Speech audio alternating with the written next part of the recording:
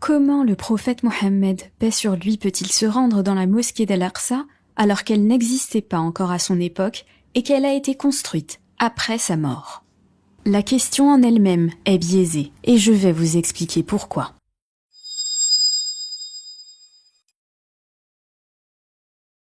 Dans certaines vidéos que j'ai pu publier sur ma chaîne, notamment celle concernant le voyage nocturne du prophète Mohammed, que la paix soit sur lui, j'ai reçu des commentaires m'interpellant sur le fait que Al-Masjid al-Aqsa n'existait pas à l'époque du prophète. J'ai tenu à répondre à ces commentaires dans cette vidéo. J'ai souhaité également retracer l'histoire complète de ce lieu saint, car Jérusalem est une ville baignée de larmes, de déchirements, témoin silencieux de siècles de conquête, de destruction, mais également une ville baignée d'espoir. Depuis la chute de l'Empire ottoman, le monde musulman a connu des changements géopolitiques majeurs, conformes aux prophéties du prophète Mohammed, que la paix et la bénédiction soient sur lui. Dans cette vidéo, nous allons tenter de retracer l'histoire d'Al-Masjid al-Aqsa, que nous verrons en 3 parties. Tout d'abord, nous nous intéresserons à l'histoire de ce lieu saint avant le prophète Mohammed, que la paix soit sur lui. Et vous verrez que ce lieu saint date de bien avant le prophète, que la paix soit sur lui. D'ailleurs, c'est sur cette partie de l'histoire que je vais le plus m'attarder. Mais nous verrons ensuite dans la deuxième partie l'histoire de ce lieu saint après Mohammed et jusqu'au siècle dernier. À la fin de cette vidéo, je vous proposerai une piste de réflexion. J'espère que cette vidéo vous aidera à prendre du recul sur les événements actuels, car il est toujours nécessaire de connaître l'histoire pour comprendre le présent. Que ce petit voyage dans le temps nous inspire à être justes et à faire le bien, car c'est ce qui compte vraiment à la fin. Il faut tout d'abord comprendre ce que signifie Masjid al-Aqsa. Masjid signifie lieu de prosternation. Ce mot vient du nom sujud, qui signifie prosternation, lui-même venant du verbe sajada, qui signifie se prosterner. Donc, masjid ne signifie pas littéralement mosquée en arabe. D'ailleurs, ce mot n'existe pas en arabe. En arabe, on appelle les mosquées des lieux de prosternation. Ensuite, Al-Aqsa, en arabe, signifie la plus lointaine. Masjid al-Aqsa veut donc dire lieu de prosternation plus lointain. Si vous avez déjà compris cela et que vous le gardez en tête, vous avez déjà compris l'essentiel de cette vidéo et j'ai même envie de vous dire que vous pouvez vous arrêter là. Al-Masjid al-Aqsa a été la première direction de prière et a été un lieu de culte important pour les prophètes monothéistes de Dieu l'unique, Allah. Une mauvaise conception des gens est que l'islam commence avec Mohammed, que la paix soit sur lui. C'est totalement faux. L'islam signifie soumission à Allah. Et Allah n'est autre que le Dieu unique, créateur de toutes choses. Il n'y a donc pas de cloisonnement à avoir. C'est pourquoi Al-Masjid al-Aqsa a été une direction de prière pour les prophètes ayant précédé Mohammed, que la paix soit sur lui. Ce lieu a été construit à la même époque que Masjid al-Haram, le lieu de prosternation de Al-Haram, à la Mecque. Certaines sources disent qu'il a été construit 40 ans après cette dernière, par Adam, que la paix soit sur lui. D'autres sources indiquent que ce lieu de prosternation, Al-Masjid al-Aqsa, a été édifié plus tard par notre père Ibrahim, que la paix soit sur lui. C'était un lieu de culte bien connu à l'époque du prophète Abraham, paix sur lui. Son nom, à l'époque, est Beth-El, qui signifie « maison de Dieu », en hébreu si je ne me trompe pas. Troublant d'ailleurs de voir que les musulmans appellent eux aussi les lieux de culte de la même manière. En arabe, il est dit « Baytullah », la maison de Dieu. Est-ce que ce serait le signe d'un Dieu unique? Certainement. Quoi qu'il en soit, Abraham, paix sur lui, son fils, le prophète Isaac, paix sur lui, et son petit-fils, le prophète Jacob, paix sur lui, connaissaient tous la maison de Dieu. Lorsque le fils du prophète Jacob, le prophète Joseph, paix sur lui et son père, avait obtenu une position confortable en Égypte, il a alors invité sa famille à le rejoindre pour obtenir de meilleures conditions de vie que sur la terre de Canaan ou Palestine. La terre de Canaan est le nom qui était donné à la Palestine en son temps. Cette noble famille a donc quitté cette terre de son propre chef pour aller s'installer en Égypte. À ce moment-là, il ne reste plus personne parmi la descendance du prophète Jacob, paix sur lui, sur la terre de Canaan. Alors, la garde de Beit Allah, Bethayel, a été confiée à la population autochtone, également adepte du prophète Abraham, paix sur lui, les Palestiniens ou les Cananéens. De leur côté, les Israélites, qui ont volontairement émigré en Égypte pour de meilleures conditions de vie, y sont restés pendant environ 4 siècles. Mais au fil des siècles, les souverains égyptiens se sont succédés et la noble position qu'avait acquis la famille de Joseph, paix sur lui, s'est érodée et les enfants d'Israël sont devenus les esclaves des Égyptiens. Jusqu'à ce que Moïse, paix sur lui, soit choisi par Allah pour libérer ce peuple et les faire revenir sur la terre qui leur avait été promise. Une fois sorti d'Égypte, le peuple d'Israël a erré 40 ans dans le désert, parce qu'il avait douté de Dieu au seuil de l'entrée en terre promise. C'est ainsi que la génération d'incrédules, d'incroyants, de ceux qui ont douté, a disparu. C'est une nouvelle génération des enfants d'Israël qui est entrée en Palestine ou au pays de Canaan. Et c'est cette nouvelle génération qui, elle, avait confiance en Allah, qui a pris possession de la terre de Canaan. Parmi cette nouvelle génération, le prophète Daoud, paix sur lui, qui a conduit sa génération de croyants en Palestine. Le prophète David, paix sur lui, établit son royaume dans une partie de la Palestine et il contrôle Jérusalem. D'après les sources bibliques, David, paix sur lui, installe un autel sacrificiel sur le mont sur lequel aujourd'hui il y a Al-Aqsa. Son fils, le prophète Salomon, paix sur lui, érige quant à lui un lieu de prosternation au même endroit, à l'endroit où son père David avait construit cet autel sacrificiel. C'est ce que les Juifs appellent le premier temple. Mais il faut savoir qu'avant cette construction, cet endroit était déjà un endroit sacré pour les croyants en l'unique. Rappelez-vous que sa construction date d'Adam, paix sur lui, ou au plus tard d'Ibrahim, paix sur lui. Salomon érige donc ce temple et construit juste à côté du temple son propre palais. Après la mort du roi et prophète Salomon, paix sur lui, ses 2 fils se partagent le royaume, chacun ayant sa propre capitale. Et le dernier roi de Jérusalem de cette dynastie quitte le trône 5 siècles avant la naissance de Jésus, paix sur lui. C'est alors que la ville de Jérusalem, et donc avec la ville le lieu de prosternation sacrée, passe aux mains des Babyloniens, une civilisation polythéiste. Peu après la prise de contrôle de Jérusalem par les gens de Babylone, ce lieu de prosternation est détruit, une fois encore. Moins de 50 ans plus tard, une autre civilisation polythéiste renverse les Babyloniens. Ce sont les Perses qui prennent le pouvoir sur Jérusalem et donc sur le lieu de prosternation que les Juifs appelaient premier temple. Ce mont où est situé aujourd'hui El Mesjid Al-Aqsa. Et les Perses prennent le pouvoir pendant 2 siècles. Et dès leur arrivée en 539, avant l'arrivée de Jésus alayhi salam, les Perses autorisent les Israélites à revenir sur le site historique du premier temple et à reconstruire ce temple, qui s'appelle désormais deuxième temple. Se succèdent alors 3 ères. L'ère hellénistique, qui est marquée par Alexandre le Grand.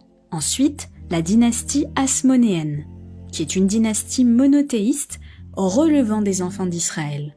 Et enfin une 3e ère, celle des Romains, puisque moins d'1 siècle avant l'arrivée de Jésus, paix sur lui, Jérusalem passe aux mains des Romains. Durant l'ère romaine, l'Empire romain accepte que ce soit Hérode qui ait la souveraineté sur la Judée, c'est-à-dire que Jérusalem est sous contrôle de l'Empire romain, mais installe, un peu à la manière d'une colonie, un vicaire, un représentant, un souverain, parmi les Israélites. Hérode, pour ceux qui ne le connaissent pas, dans la culture chrétienne, est celui qui a ordonné le de tous les bébés de Bethléem lorsqu'il entendit parler de la naissance d'un roi juif, Jésus, paix sur lui. D'ailleurs, à ce moment-là, Jésus, paix sur lui, il naît et fuit en Égypte. Pour les Juifs, Hérode est un héros qui a magnifié le second temple de Jérusalem. C'est lui qui lui a donné sa structure imposante.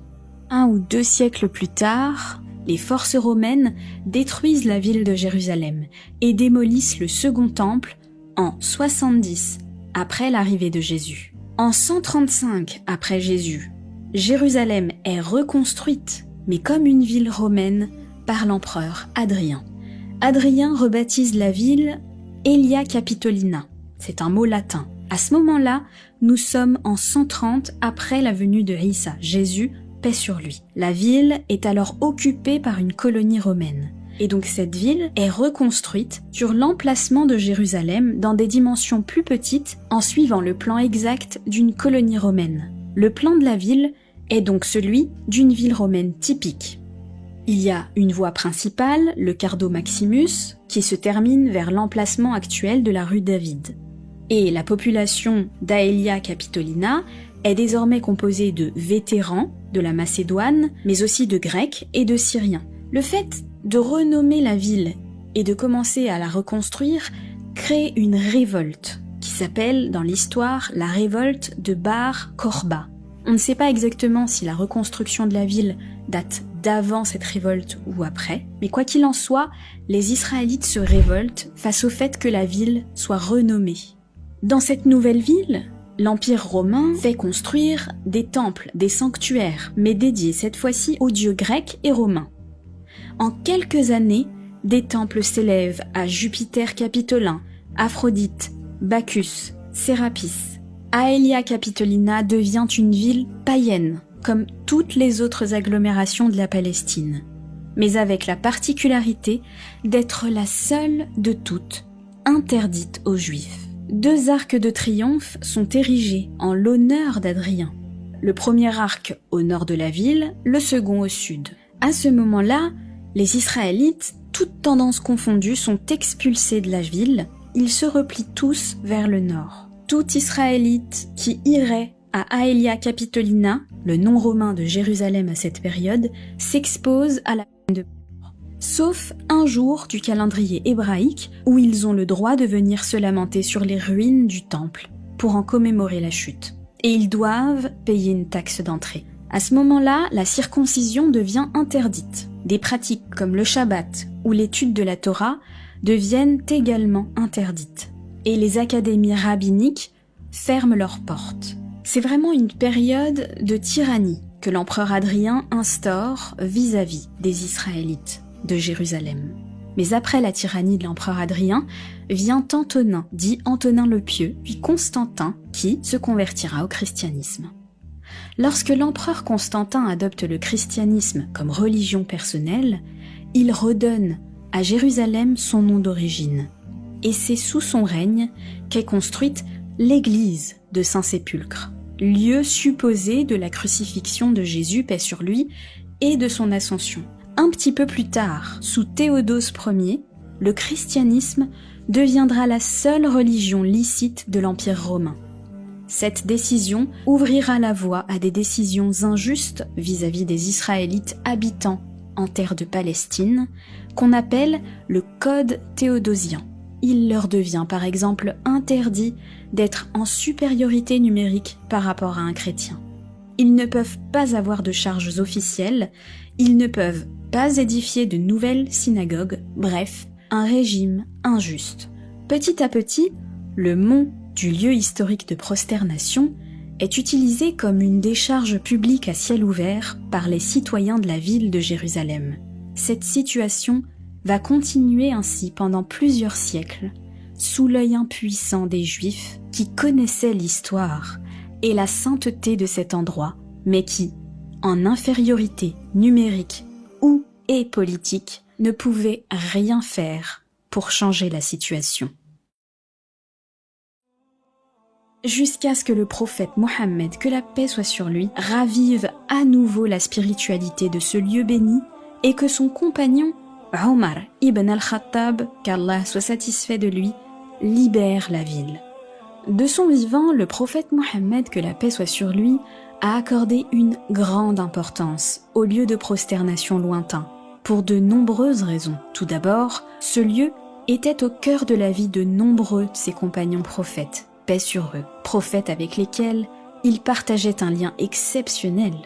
La soumission à Allah, enseignée par le prophète Mohammed, paix sur lui, est la continuité et l'achèvement, et même le perfectionnement de la religion et du message de monothéisme prêché par tous les autres prophètes d'Allah, de Adam jusqu'à Mohammed, paix sur eux. Donc par cet héritage, le lieu de prosternation éloigné occupait déjà une place centrale dans sa vie et dans son cœur. De son vivant, la raison la plus mémorable pour laquelle Al-Masjid al-Aqsa revêt une telle importance est qu'il s'agit du lieu où il s'est rendu la nuit du voyage nocturne, et il s'agit de l'endroit d'où il a fait son ascension physique vers les cieux. Durant cette ascension, Mohammed, que la paix soit sur lui, a reçu le commandement des 5 prières quotidiennes. D'ailleurs, subhanallah, on peut déduire que ce lieu, Jérusalem, est un lieu d'ascension physique, directe, subhanallah, car ce serait là que Jésus, paix sur lui, serait monté aux cieux,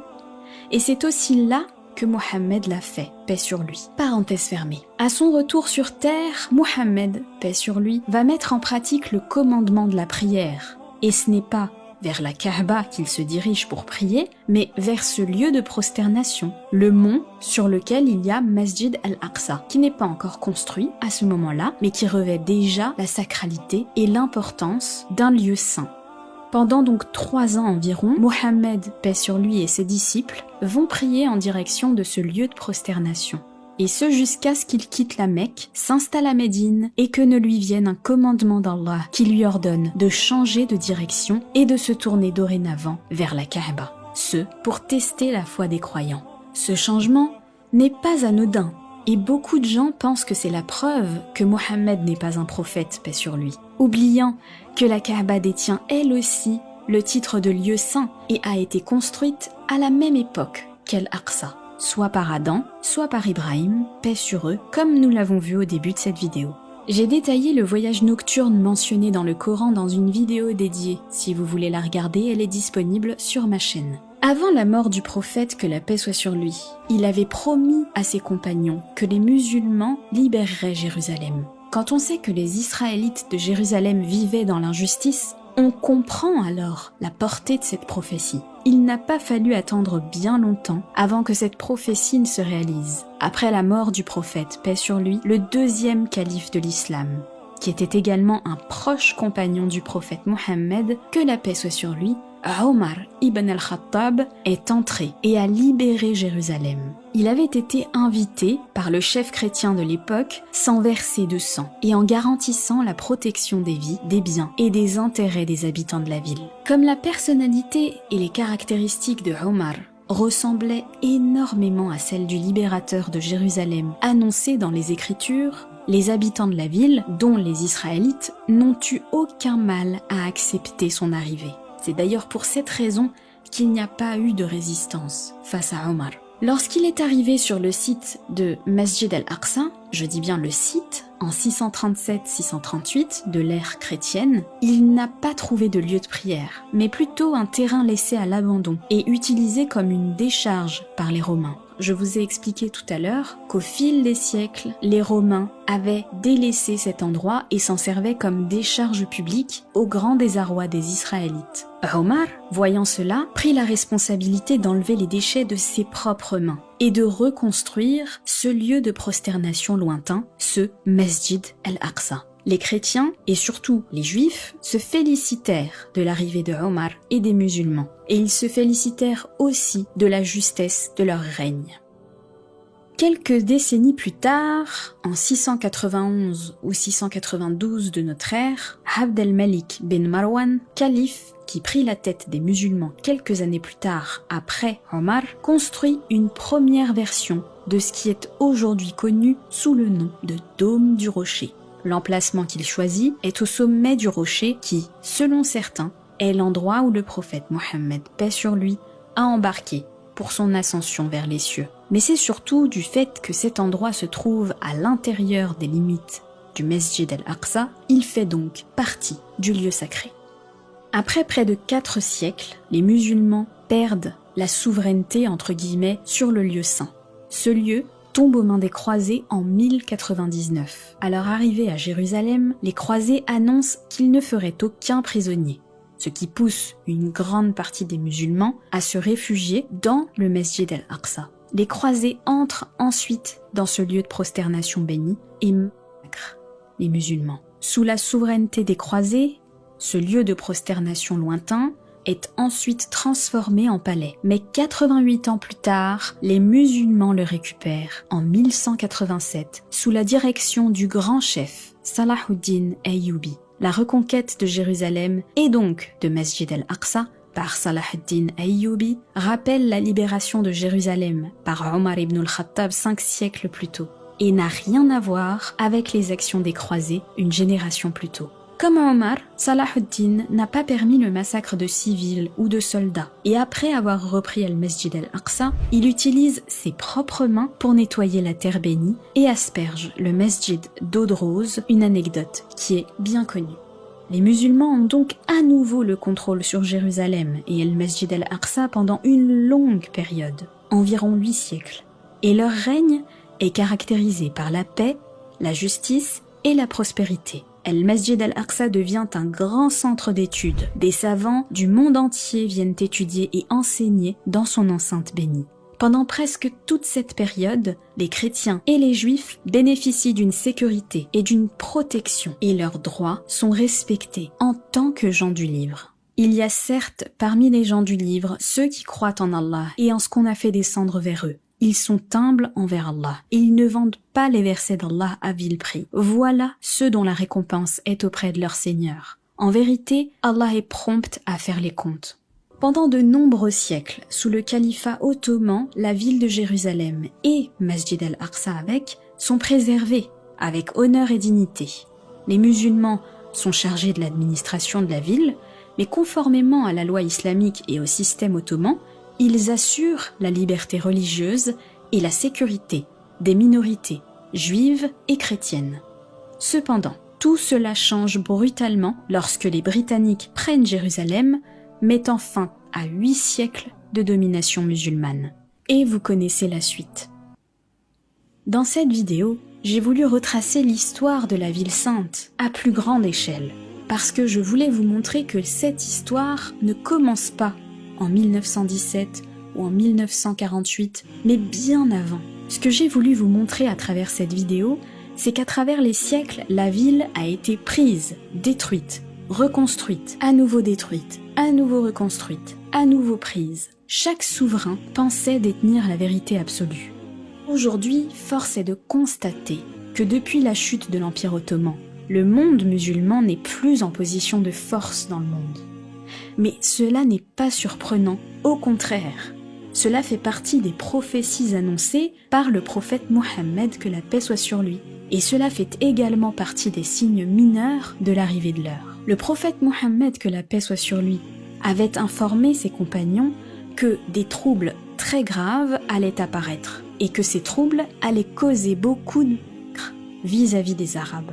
Le prophète, que la paix soit sur lui, a également indiqué que la langue, à ce moment-là, au moment de cette terrible épreuve pour les Arabes, la langue fera plus de dégâts que les armes. Force est de constater aujourd'hui que les déclarations font plus de dégâts que les guerres en elles-mêmes. Il ne se passe pas un jour sans que des gens, des anonymes, des médias, ne prennent la parole pour commenter ce qui se passe. On a un suivi heure par heure des événements. Et de ces commentaires s'entretient un sentiment de haine d'un côté comme de l'autre. Là où je veux en venir, ce dont nous devons nous souvenir en tant que croyants, c'est que cette vie présente est éphémère. Chacun devra rendre des comptes de ses actes devant Allah, glorifié soit-il. À la fin des temps, Allah, glorifié soit-il, mettra fin à ce monde. Il n'y aura plus rien de ce que nous connaissons, et toutes les querelles que nous avons eues sur cette terre n'auront plus aucune importance. Au fil de cette vidéo, avez-vous vu combien de dynasties ont régné sur Jérusalem? et certaines, comme l'Empire romain, font les gros titres de l'histoire. Mais en voyez-vous quelques restes aujourd'hui, bien plus que la grandeur de leur royaume. Ce qui restera à jamais gravé dans les registres du Tout-Puissant, c'est le soin que chaque gouverneur a pris pour maintenir un comportement juste et équitable. Car tout ce que Dieu accorde aux hommes, que ce soit en matériel ou en pouvoir sur terre, Dieu va les questionner sur la manière dont ils l'ont utilisé. Et sur toi, Mohammed, nous avons fait descendre le livre avec la vérité, pour confirmer le livre qui était là avant lui, et pour prévaloir sur lui. Juge donc parmi eux d'après ce qu'Allah a fait descendre. Ne suis pas les passions, loin de la vérité qui t'est venue. À chacun de vous, nous avons assigné une législation et un plan à suivre. Si Allah l'avait voulu, certes, il aurait fait de vous tous une seule communauté. Mais il veut vous éprouver en ce qu'il vous donne. Concurrencez-vous donc dans les bonnes œuvres. C'est vers Allah qu'est votre retour à tous. Alors, il vous informera de ce en quoi vous divergiez. Avec du recul, on s'aperçoit d'une chose qui peut nous donner du réconfort. À travers les siècles, les gouverneurs musulmans ont été justes lorsqu'il s'agissait de régner sur la ville sainte de Jérusalem. Ils ont conquis la ville sainte à 2 reprises, sans verser la moindre goutte de sang. Ils ont laissé aux gens du livre la liberté de pratiquer leur religion. Ils n'ont pas introduit de tortuosité, ni de vice dans la société. Ils ont honoré leurs responsabilités, leur MN1, leur engagement à protéger la ville. Alors, qu'Allah fasse miséricorde aux gouverneurs justes, qu'Allah nous inspire à être justes et à faire le bien ici-bas, car, finalement, c'est tout ce qui comptera à la fin. Assalamu alaikum.